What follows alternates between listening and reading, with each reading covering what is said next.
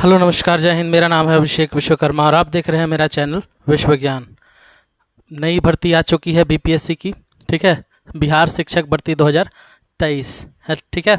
ये जो भर्ती है ये बहुत ही इम्पोर्टेंट होने वाली है टीचर्स के लिए, क्योंकि टीचर्स को इसकी तैयारी करने के लिए समय पर्याप्त दिया गया है।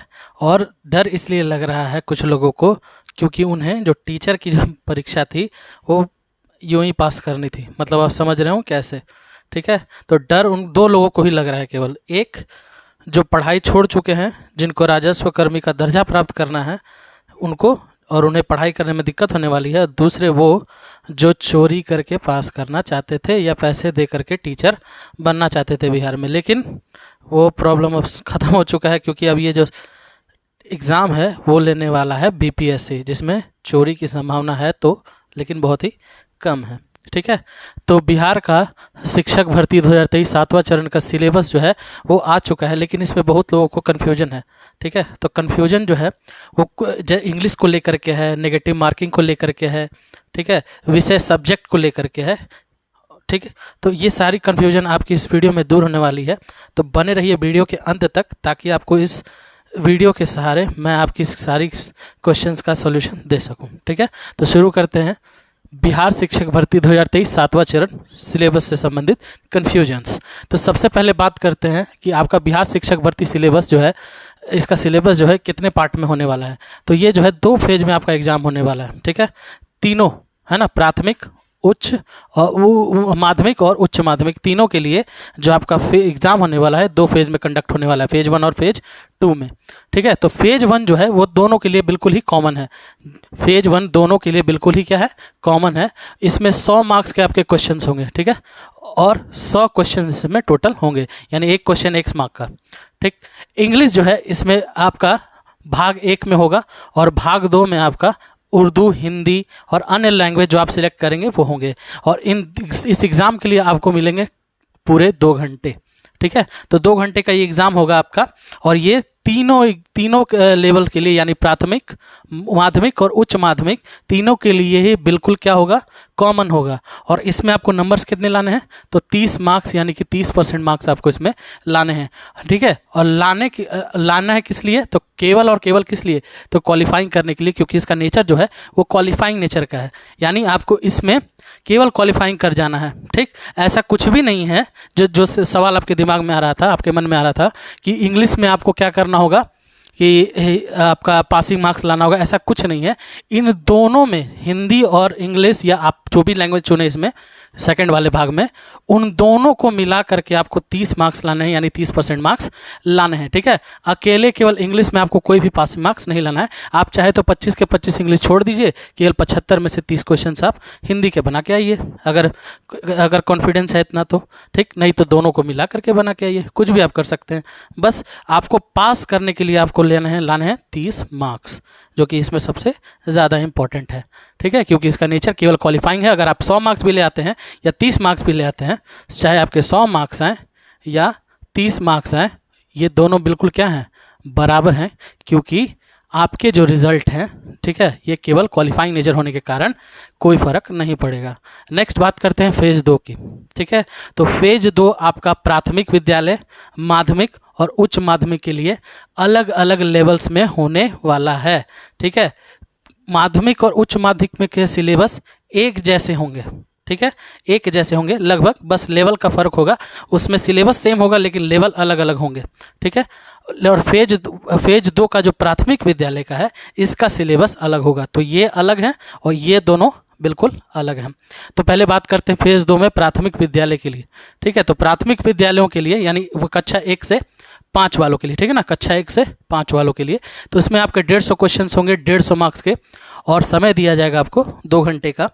और इसमें आपको आएंगे सिलेबस में मैथ्स, रीजनिंग, करंट अफेयर यानी जनरल अवेयरनेस, सामान्य विज्ञान, आपका सामाजिक विज्ञान, पॉलिटी, राष्ट्रीय आंदोलन, है ना, भारत का राष्ट्रीय आंदोलन, और आपके भूगोल यानी ज्योग्राफी, और पर्यावरण यानी कि EVS इन्वायरमेंटल स्टडीज़ आपसे पूछे जाने वाले हैं। ये सबसे बड़ा सरदर्द होने वाला है, ठीक है, ये सबसे बड़ा सर दर्द होने वाला है पर्यावरण। ठीक, और नेक्स्ट बात करते हैं आपके फेज़ 2 में ही माध्यमिक और उच्च माध्यमिक की। इसमें थोड़ा सा चेंज है। क्या चेंज है भाई? तो इसमें जो 100 क्वेश्चंस आपके होंगे वो भाग 1 में आएंगे, है ना, और 50 क्वेश्चन जो है वो किस में आएंगे? भाग 2 में आएंगे। ठीक है, तो भाग 1 में 50 क्वेश्चन, सॉरी, भाग 1 में 100 क्वेश्चंस और भाग 2 में 50 क्वेश्चंस आपके होंगे। तो भाग 1 में 100 क्वेश्चन किस चीज़ से होंगे? तो कोई एक विषय, ठीक है ना, कोई एक विषय जिसमें जो आपका मजबूत हो, कोई एक विषय या सब्जेक्ट जो आपका मजबूत हो, वही आपको क्या करना है, इसमें सिलेक्ट करना है। जैसे अगर आपका गणित सही है तो आप इस विषय के लिए गणित चूज़ कर सकते हैं, अगर आपका हिंदी सही है तो हिंदी चूज़ कर सकते हैं, अंग्रेजी सही है तो अंग्रेजी चूज़ कर सकते हैं। ठीक है, कोई भी हिस्ट्री सही है तो हिस्ट्री चूज़ कर सकते हैं, पॉलिटी सही है तो पॉलिटी चूज़ कर सकते हैं। कोई भी एक सब्जेक्ट जो आपका इसमें स्ट्रांग होगा वही आपको इसमें चुनना है और उसी से आपके 100 क्वेश्चन आएंगे। ठीक है, और 100 क्वेश्चंस कितने मार्क्स के होंगे? तो 100 मार्क्स के होंगे। और इसके लिए आपको कोई अलग से समय नहीं होगा, ये भाग 1 और भाग 2 एक ही में होंगे, बस समय आपको एक साथ दिया जाएगा इनका। और भाग 2 में 50 क्वेश्चंस किसके होंगे? तो आपके मैथ्स के होंगे, करंट अफेयर, जीए जनरल अवेयरनेस के, साइंस सामाजिक विज्ञान, ठीक, सामाजिक विज्ञान माफ़ कीजिएगा, सामान्य विज्ञान, और आपका राष्ट्रीय आंदोलन और भूगोल, है ना, भूगोल। ये जो है आपका भाग 2 यानी कि 50 क्वेश्चंस वाले का सिलेबस होगा। ठीक, तो कुल मिला के बात ये है कि आपको इन दोनों का पूरा सिलेबस पढ़ना होगा, क्योंकि जो तैयारी कर रहे होंगे उच्च माध्यमिक की, है ना, उच्च माध्यमिक की, वो बाकी का एग्जाम से भी तो दे सकते हैं। ठीक, तो ऐसा नहीं है कि इसकी तैयारी करें इसकी ना करें, तो ऐसा नहीं है। ठीक है, और एक बात और, माध्यमिक और उच्च माध्यमिक के लिए जो 50 क्वेश्चंस के आपके ये सिलेबस होंगे, ये वाला, ये लेवल वाइज वेरी कर सकता है। मतलब अगर आपका उच्च माध्यमिक है तो थोड़े लेवल क्वेश्चंस के हाई रहेंगे। ठीक है, और अगर आपका माध्यमिक है तो लेवल थोड़ा सा कम हो सकता है। ठीक है, क्योंकि सिलेबस सेम रहेगा लेकिन लेवल ऊपर नीचे हो सकता है। ठीक है, तो 50 क्वेश्चन इसके, 100 क्वेश्चन इसके, इन दोनों को मिला के आपको जो समय दिया जाएगा ये दिया जाएगा 2 घंटे का ही। ठीक है, और क्वेश्चंस कितने हो जाएंगे इसमें भी लगभग 150 क्वेश्चंस हो गए। तो 150 क्वेश्चंस, है ना, 150 नंबर के, 150 मार्क्स के, और समय आपको दिया जाएगा 2 घंटे का।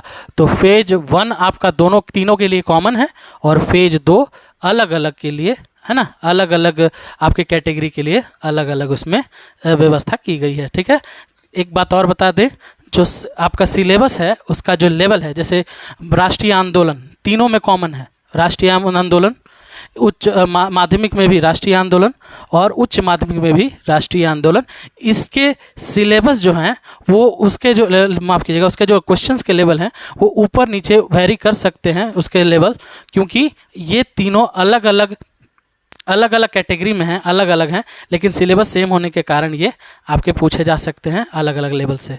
ठीक, तो माध्यमिक, उच्च माध्यमिक और प्राथमिक विद्यालय, इन तीनों में जो सबसे कॉमन है वो है आपका राष्ट्रीय आंदोलन। ठीक है, तो राष्ट्रीय आंदोलन जो अलग से दिया गया है, जल्द ही आपको इसी चैनल पर मिलने वाले हैं इसके वीडियो, तो 3-4 दिन के अंदर आपको वीडियो मिलना शुरू हो जाएंगे। तो इस चैनल को जल्दी सब्सक्राइब कर लीजिए ताकि आपको आगे इस वीडियो में आपका सारा वीडियो आपको प्राप्त हो सके। ठीक है, तो ये रहा आपका बिहार शिक्षक भर्ती 2023 7वां चरण का सिलेबस।